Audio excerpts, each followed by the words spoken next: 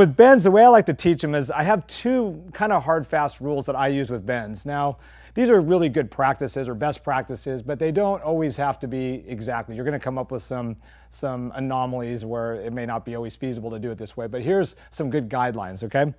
My first rule is that whatever finger I'm bending with is how many fingers should be down helping a bend. So for example, if I'm going to bend the 12th fret on the 3rd string, I'm going to play this G, I want to bend it with my 3rd finger, then I want to make sure I have 3 fingers down, one on each fret previous, and that's going to lend a lot of support to helping the bend. That's a really important thing.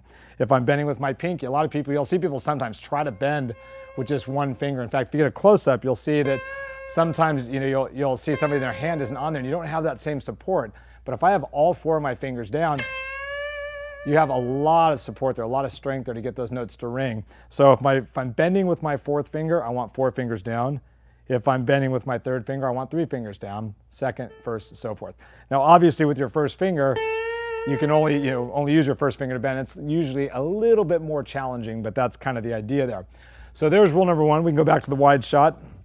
And rule number 2 is you typically want to bend the note towards the center of the fingerboard. And I don't mean horizontally, I mean vertically. So if I go to the 7th fret and you look between my thumb and my 1st finger here, you'll notice there's a dot right there, right? So strings 1, 2, and 3 are physically below the dot. So I'm going to want to push the note up towards that dot. Strings 4, 5, and 6 are above, so I'm going to pull them down. Now the X factor there, the anomaly there would be, there's many examples where I might be bending the 3rd string and my next note's going to be played on the 4th string. And when I do that, it's really common for me to pull that string down because I don't want to push into the string that I'm going to ultimately play on. And again, these are just little side things that you'll get used to dealing with. But for the most part, that rule of pushing 1, 2, and 3 physically up, 4, 5, and 6 down is usually a pretty good rule to go by.